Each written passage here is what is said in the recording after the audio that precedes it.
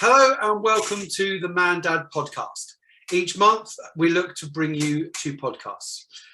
We'll be talking to both men and women who have expertise in all aspects of life. The purpose of Mandad is to provide a unique service that fills a gap in the market by reaching men who are struggling with their mental health, self-confidence, parenting and sense of community. We hope that the podcast will allow us to bring you experts who will be able to help you push through your current struggles. Mandad provides a safe space for dads to connect, learn, grow, develop themselves and work on becoming better parents.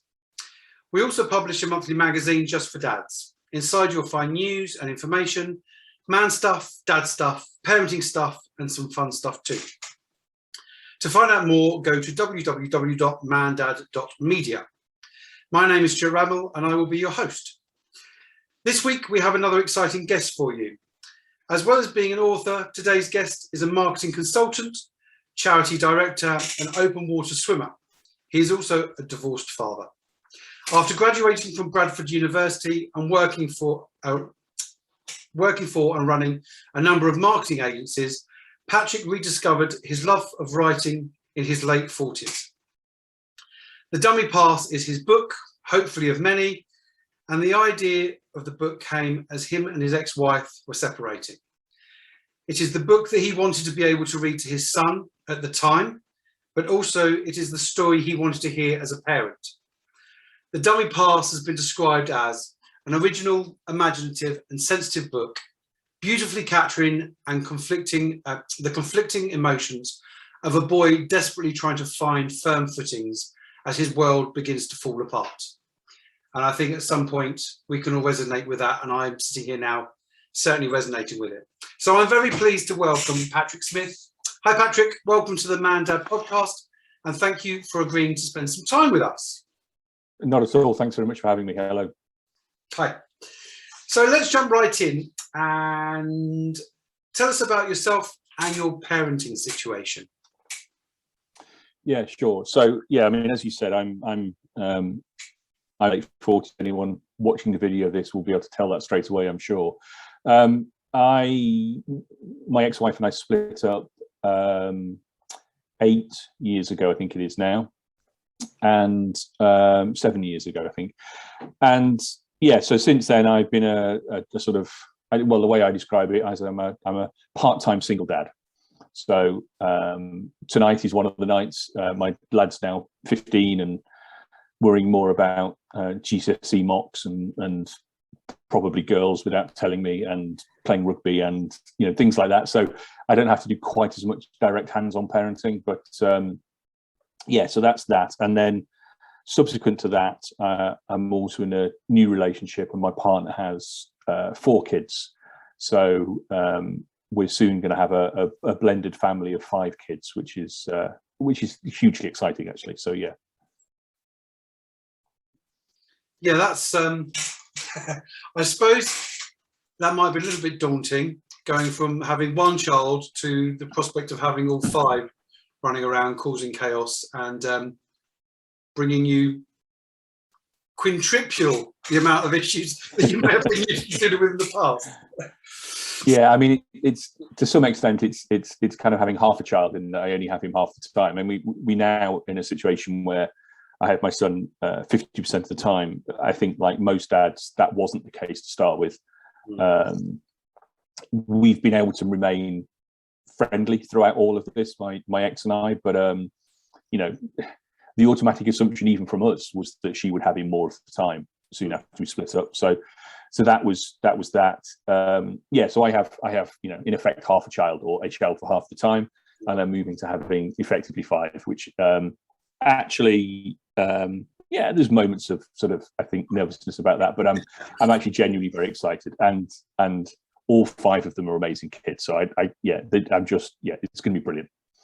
Yeah, it sounds like you're entering into a really exciting new chapter in your life. So yeah, cool. Definitely. Yeah. So your book, The Dummy Pass, is going to be published soon. Yes, very soon. I just, in short, it's the story of a boy called William. It's aimed for 8 to 12-year-olds, and it has themes of friendship, bullying, rugby, divorce, and a magic portal. Okay. I mean, the longer element to it is that it's kind of the book. I think you said in the introduction, it's the book I wanted to be there for my son and I when we were going through this process in the early stages. It's the book that I hope. I mean, it's not based on our situation at all. It's obviously there's something's drawn from that, but it's not meant to be a representation of that. But it's the book that I hope gives some people, I don't know, hope that it will be okay. It gives people, if I'm being incredibly grand and self-serving, it gives some people a template for how it might be okay. But that's not what it's really intended to be. But it just shows that as you're going through that process, that it can be okay. Now, it's put into a fictionalized sense, so there's elements of rugby in it. Rugby helps the young boy in this scenario, who's called William in the book. It helps him to gain confidence while his parents' relationship is falling apart around him. So rugby becomes a metaphor for that. He's got a couple of great friends, and I think that's really important for everyone. They're really strong. There's some interesting adult characters. We learned that one of his teachers has been through something similar, and I think that is shocking for kids to hear, that realize that they're not the only ones going through this or having gone through this, that people that certainly from the outside looked very successful have also gone through these kinds of concerns and worries and nervousness throughout it. And then there's a magic portal element where which adds an element of fantasy to it, but also again allows William to gain additional confidence and to gain additional strength of character, I suppose, as he's going through his parents' separation. Yeah, I think many people I've spoken to often start writing a book that is for them. It's like a support, and then ends up being actually something that is then released to help others. And as you say, it won't be, even though the book is for everybody to read and probably take something from, it may not. I mean, my way of doing things isn't the same as everybody else's, but it does open up your eyes and your creativity and as you say, it gives you the possibility and things will be okay. You just got to get through them. And this is one way that it can be done. So, yeah, no, I really like that. I think it's in life, if we can help others in any way, shape, or form, it's definitely something that we should be doing. What's the date? What's the release date of the book? Well, so hopefully, actually, we're talking on the Monday, the 15th of November. Hopefully, this week. Oh God! No, right. So yeah, it's the sort of like most books nowadays, it's not being published with a major publisher that's got £1 million marketing budget behind it, unfortunately. So it's kind of me and some social media friends. So and there's again, unfortunately, there's sort of different systems to get things launched into the world of Amazon and so on, as I'm sure many of the listeners already know about this kind of stuff. So it all depends on the algorithms working properly, but very soon. Great, perfect. Well, I look forward to seeing it. Like any good marketeer, I should point out that that's well in time for Christmas for people. Absolutely, yeah, for sure. And I think there were some really lovely books out there that have got sentiments that are very similar to your style of book, that actually would make a really lovely gift for a child, or indeed a parent who's going through something like this at the moment. Well, I mean, to some extent, I hope that this is an enjoyable story, whether you're going through this or not. It's not meant to be pious in that sense. It's not meant to be worthy. I think if you write a book intending it to be worthy, it can sometimes, not everyone, but it can sometimes fail as a book. So I hope that it's just, a good story, and it's not a well, I was going to say a page turner, but not in that kind of dramatic sense necessarily. But I hope people enjoy it and they want to keep reading it. I think if you're not going through this, then it shows perhaps some of the struggles that other people go through that you don't notice, because everybody, certainly as dads, we tend to say, yeah, we're fine, and we're not always. And then if you are going through it, if you're a kid going through it, a boy or a girl, hopefully it just shows that. I think the main thing for me is that other people have been through it, is that hopefully both as a parent or as a child going through this, you recognize some of those emotions. And if I can write about them in a fiction story, they must be generic emotions that people feel in this kind of situation. So you're not alone. That's kind of the main thing I hope that people get from it if they are going through a similar situation. No, okay, perfect. I know we've talked a little bit about the fact that the book was written because you were going through a separation. Mm-hmm. But what was what actually inspired you to write a book? I know it was obviously something that helped you get through that period, but what made you go, I'm going to write about this, I'm going to start writing it down? When did that happen? I mean, there are two answers to this, like there are most things. There's a very long answer, which is I always wanted to be a writer. As a teenager, that's how I thought I would have a career. And then I realized that it's very difficult to make any money like that. So I shelved that and almost forgot about it completely. But I've always had that sense about me. So even the career job I've had, there's a lot of writing involved in marketing day to day. Yeah, of course. And then I think, like many parents that separate, we did the thing where we'd separated, we'd made the decision, but of course we couldn't afford to leave the house we were in. So cool. I effectively moved into the spare room. And again, I think that's a story that many people probably recognize. And I was just lying in bed one night, and a scene came to me almost in its entirety. I'm not trying to pretend it was a vision or a dream or anything stupid, but I could just imagine a scene happening to do with separated parents and how the prism through which they view their child now and how they do that separately. And that scene came in its entirety. And I realized that actually it was quite good and that I didn't want to lose it. And so I decided to write a book around that scene. Okay. Yeah. Cool. No prizes if people guess what the scene was, but yeah. No, okay. Okay. I'll leave that until we read the book. So what made you write the book from the boy William's perspective and not from the dad, being that you are obviously a father?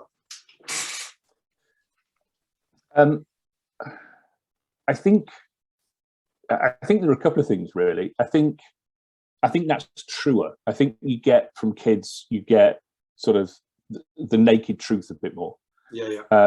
And I think the thing that I was trying to explore was that sense of confusion and just not understanding of the adult world for kids. Now, I think it's also true that some adults don't understand the adult world and have a lot of confusion. But yeah. I think I could present the story from the boys' point of view without any of the sort of games or politics that sometimes come into the adult conversations in this situation.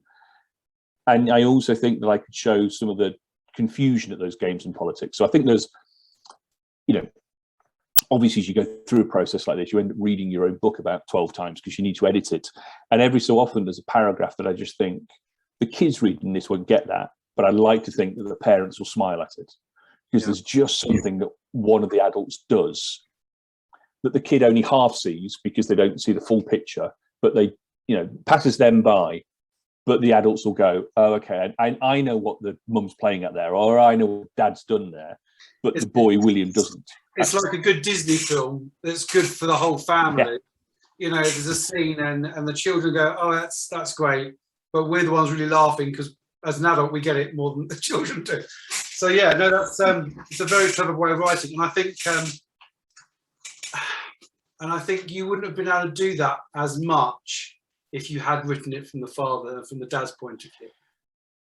It would have. I think from the dad's point of view, I think it probably would have limited you a little bit because, as you say, there's a real innocence about children, and this book goes through a whole learning experience. Yeah. As he becomes the mysterious. We'll go into that in a second. Yes. So yeah, I think that was definitely a better way of doing it, and it's yeah. So the magical portal in the book, it provides some great scenes as William becomes Billy. How did that develop?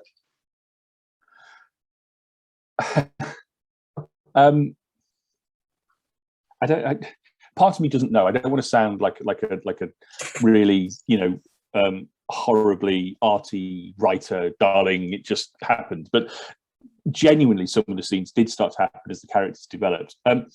The idea of Billy is there as William's vision of a confident, older, successful version of himself.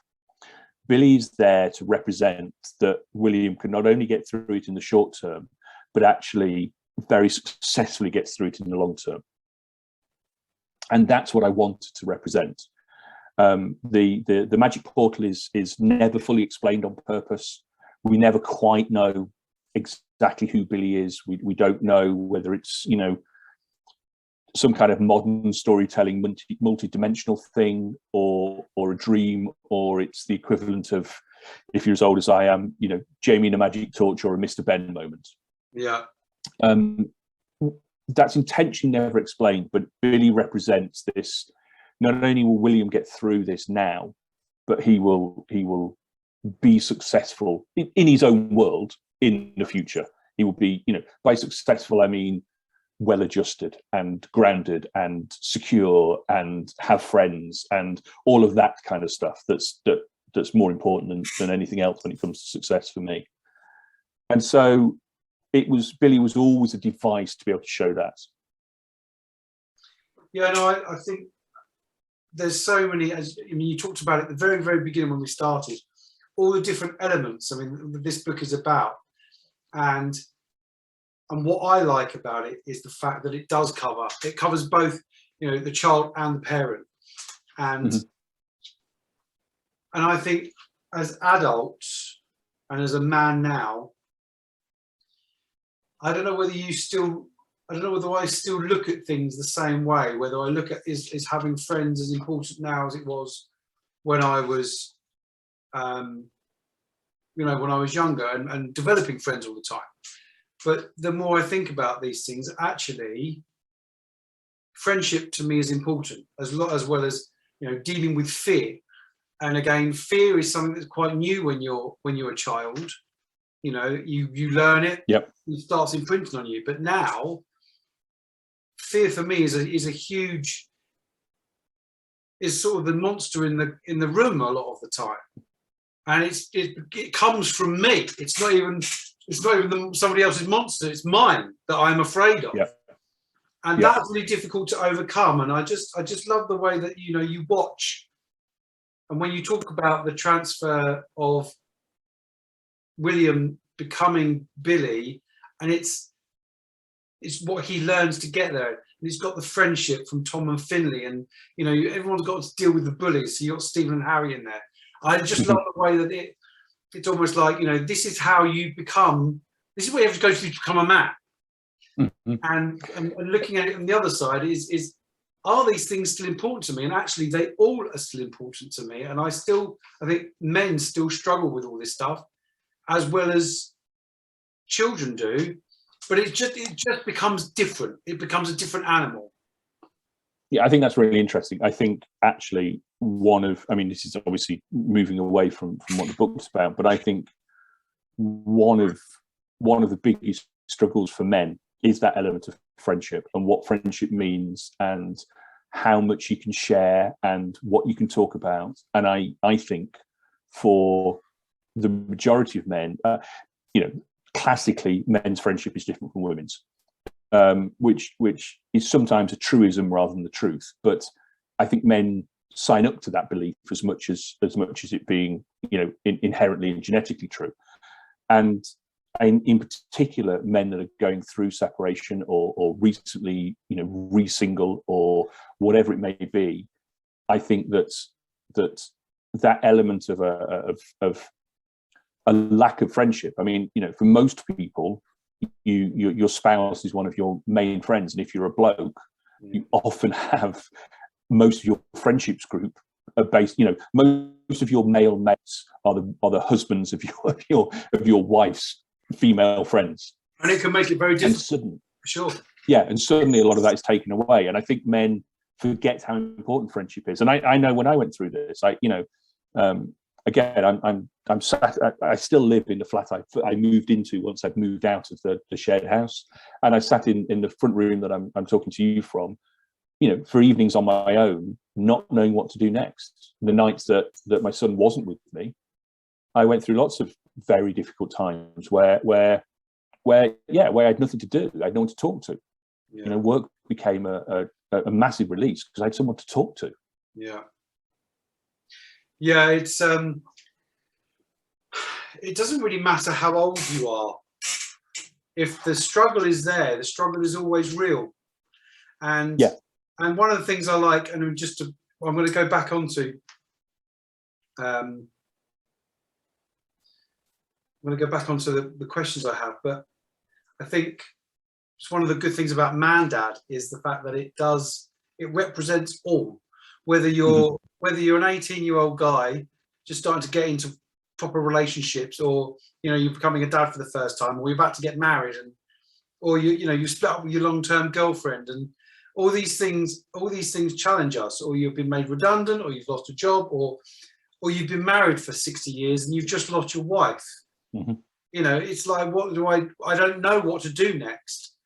And I would like to think that Mandad opens up for everybody to get some support from, which is why we're doing these, because anybody listening in will hopefully gain something from all of them. Or maybe not all of them, but some of them at least.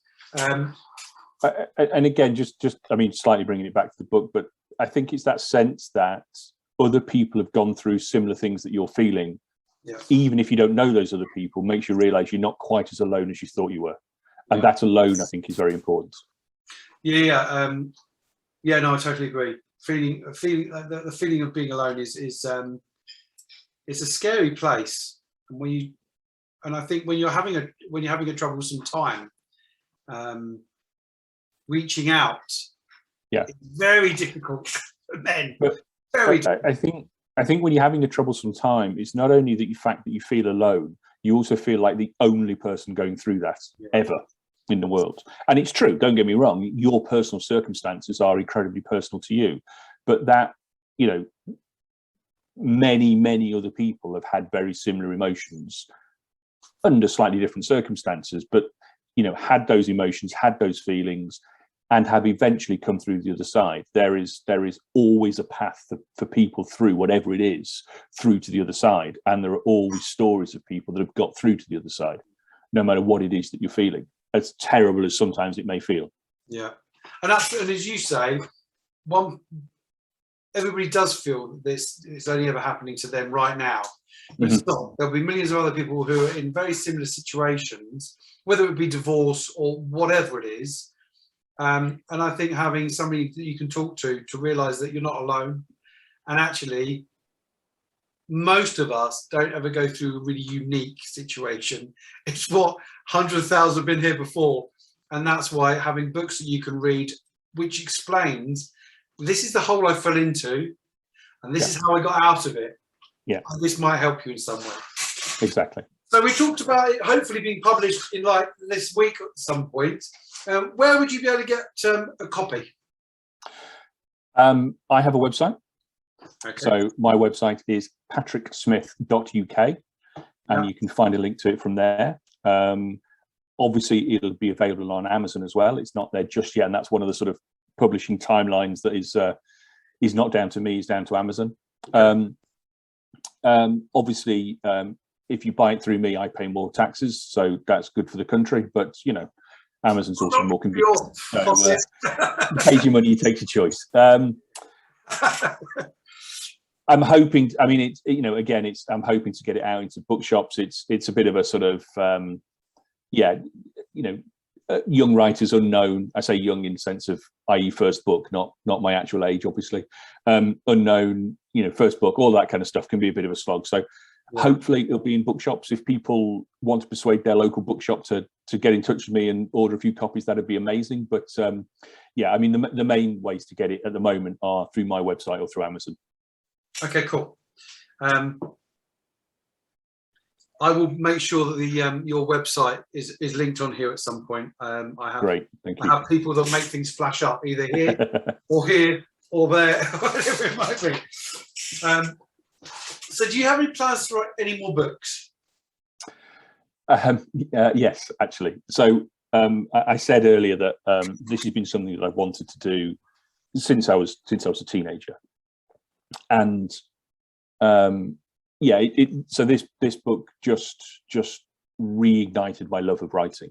One thing that I haven't explained is how long this book took me to write. So the way I talked about splitting up with my ex about just over 7 years ago, having the idea then. The way I describe it is that I wrote half the book in 6 years, and I wrote the second half of the book this February. I just decided I needed to do it and not leave it as an unfinished Word document on my computer, basically. Yeah. And I loved that process. So I wrote about 30,000 words in February. I just sort of finished work and pretty much every night wrote between 1,000 and 2,000 words and just got on with it.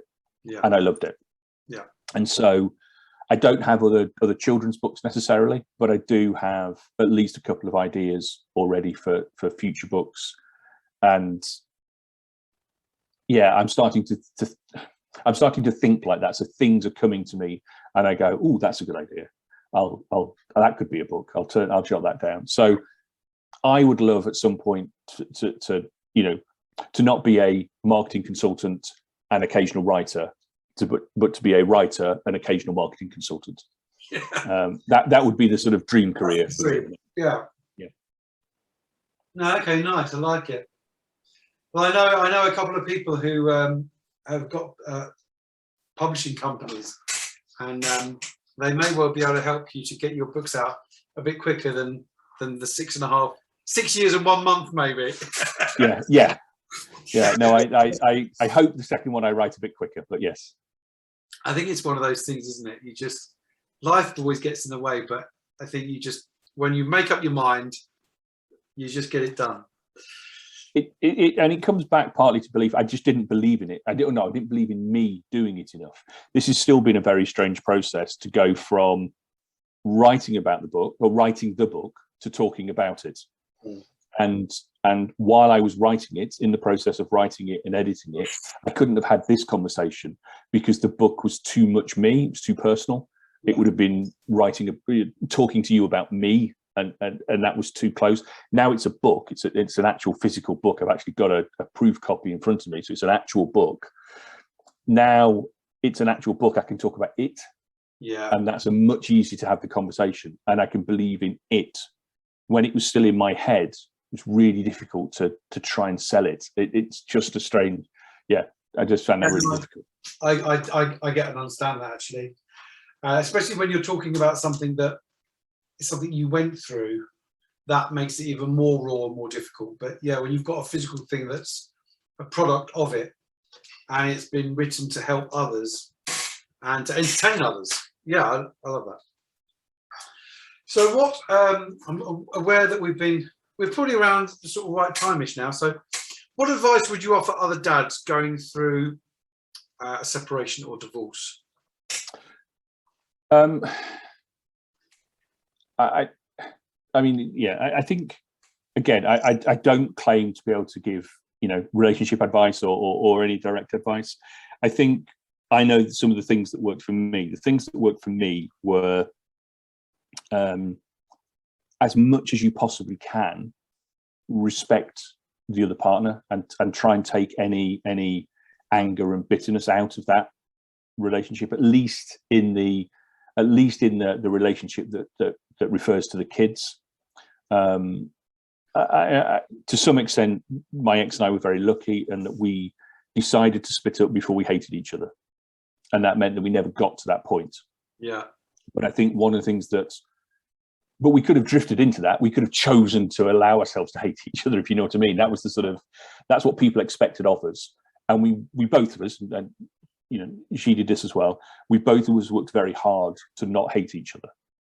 Yeah. And I think that is what has allowed us to effectively co-parent from that point on. Don't get me wrong. There are situations where hating the partner feels like the most natural response. There are situations where you know, the dads will put themselves in a situation where they will be hated as the most natural response. Yeah, I think for the kids, you have to try and take that out. What's then worked for me is I was able to develop a father-son relationship with my lad that I hadn't had before.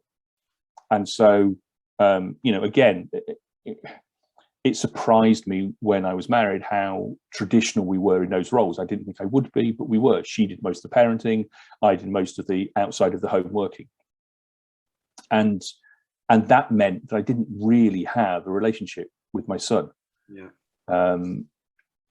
And so I worked really hard to do that. I think being a dad is not about, you know, days out and ice creams. It's about bedtimes and story time and discipline and making sure breakfast's on the table at the right time and those things, and actually doing as many of those little things repeatedly, consistently as possible, and develop that relationship. I hope that, you know, if I brought him into the room now, he'd let you know that he can just trust me to be there, and that's all I ever wanted to do.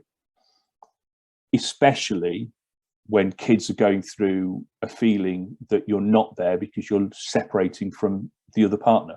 Yeah. So again, I don't claim to be able to you know, to give any direct relationship advice. I just know what helped me. Yeah, and maybe the word advice was wrong. I suppose it was more, you know, what you've learned, and they're both some really powerful. They were both really powerful, and I think that a lot of couples, when they're splitting up, they forget that the end goal is for them just to not be together anymore, because that's they just don't want that. Mm-hmm. As you say, they make it about who gets the house, who gets the 3-piece suite, who gets to look after the children more, and because that's a push-pull thing, it's where the anger and the pain comes from, rather than just going, as you did, you know, we don't want to be together anymore, so the end result is just not as us being apart, and doing it in a way that doesn't ruin potentially what the good stuff that we had. And listen, don't get me wrong, I'm not for a moment suggesting we were perfect. I'm not trying to paint myself as you know, perfect for this. And very difficult. Yeah, I'm sure my ex-wife could give you a long list of things I did wrong, and you know, but I think you're right. It's about trying to look at the bigger picture, and I also think that it's not about trying, as much as possible. It's not about trying to point score. And, you know, there are some lessons that you know, I've been taught about, you know, when you receive that communication that just makes your blood boil, you know, WhatsApp or email or letter from the solicitor, exactly, put it down for 24 hours. Yeah, just come back to it. What actually do you want to achieve by responding, rather than get that sort of emotional hit of response, you absolute, you know, whatever. Just try and stop that. And that's a lesson that I've been taught over the last few months, you know.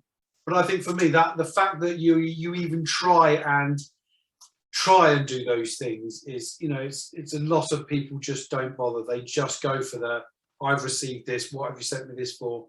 And it's always on the attack. So the fact that even if you try and rein it back, it's a go. And the other one is the building and having to, and I suppose for me, I think I'm fairly similar, you know, my relationship with my father now is very different to what it was when I was a child, because, like, you know, you found yourself. My mum stayed at home and looked after us. Mm-hmm. My dad went to work. Mm-hmm. And for a lot of time, he was maybe working 7 days a week sometimes. Mm-hmm.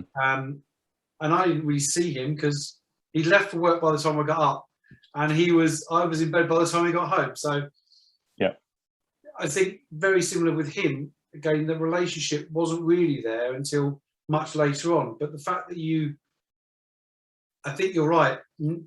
In today's society, you know, women don't just stay at home. Really is co-parenting is a real, you know, it's not just this is your role, this is my role. It's this, we have to share these roles. And I think most households now do have to share, you know, cooking, cleaning responsibilities, because not everybody's around. But I love the fact that you made a point of being there for the small things repeatedly to help that grow and help that transition. That's as a kid, if probably miss. Well, as a kid, if you wake up at 7 o'clock in the morning and you're hungry, it's more important that somebody's providing you Weetabix than they're planning a day trip to Alton Towers the following weekend. Yeah, absolutely. No, yeah, you're very right. You are right, because that's the materialistic stuff that really doesn't matter in the big scheme of things. Routine is huge. Exactly, and you know, my son and I developed a routine where nearly every night he's here, we sit down and we watch some kind of series that we're watching. And in the early years, it was some stuff that you know I didn't understand or bored me to tears, or was some cartoon of something. But it's a series we'd committed to watching, and that's what we did. Yeah. Now we watch stuff that I love. Don't get me wrong. You know, he's 15, so it's very different. But what he hopefully got from that is just time with me. Yeah. And you know, you can never get back. Yeah. Yeah. And again, I'm not trying, you know, I'm not trying to pretend I'm perfect, but I made a conscious effort to try and do as much of that as possible. Yeah. Well, no, I think that's and I think it gets missed by so many. I think it gets missed by men because it's not their role a lot of the time. They have to really find themselves, have to figure it all out, and they don't think along those lines. So what you mentioned is quite a powerful point for men to just think about. I think they find themselves in this situation. Yeah, I think there's a lot of situations where men allow themselves to be swept along by society's expectations of them. And partly, no matter how busy your job is, it's often easier to do the work outside the home because you're in a formal structure and you've got a boss and you've got people that work for you, and you can have a to-do list. And if you, depending what kind of job you've got, you may have someone that writes that to-do list for you and books your meetings. And and it's, don't get me wrong, it's quite glamorous to go on flights, and you have business meetings and you feel important, and all of those things, although you're very busy, are often easier than wiping up for a child that's been sick on the floor, plus trying to help another one with their homework while you've got another one that needs to do some baking tonight because they've got to take cakes in tomorrow, or have a fancy dress costume made for them at 8 o'clock at night or whatever. And I missed all of that stuff in the first few years because I allowed myself to miss it. Yeah. Because we fell into that pattern where it was her job was the home and the child, and my job was the money and at weekends to cut the lawn kind of thing. Yeah. And we fell into that. That's still happening today, really, a lot. Absolutely. And don't get me wrong, if it works for couples, it works for couples. Yeah. But I think that it's only after splitting up did I realize, I was aware of some of it, but it's only I realized how much I was missing with my son. And this is by far and away the best relationship I've ever had. And it's amazing and I love it. And it's because I was able to have time with him. And I made that conscious decision to want to, for a long time, every night he was here, everything else got put to one side. Yeah. Work did, going out to the pub did, obviously all of that's relaxed now. He's a lot older, it's very different. But when he was here for whatever it was, 4 nights a fortnight, they were just for him. Yeah. And yeah, again, don't get me wrong, playing with Lego on the floor when he was 7 wasn't what I wanted to do in an evening, but it's what he wanted to do. Yeah, and as you say, that's about building the bond and spending the time doing. Yeah, and obviously now it doesn't matter, because now it's, as he grows, the things that you do are more aligned with what adults would do anyway, or as guys hanging out. Yeah. Yeah, exactly. I mean, we're not quite going to the pub together yet. He's only 15, but give it about 3 weeks and we might be. So yeah. Well, look, it's been really lovely speaking to you, Patrick. I wish you all the very best with your book, and you'll have to let us know when it's the dummy pass. I will put up your link. You'll have to let us know when it's out, and I'm sure Lord will probably announce it in the magazine as well. Actually, just a little mention. I'm sure. Great. On the website, whatever, or one of our many links. I'm happy to when it's out for you to share it on my social media for you. Great, thank you. But thank you very much for your time. And not at all. I've really enjoyed it. Thank you. And all the best. Thank you so much. Cheers. Thank you. Bye bye.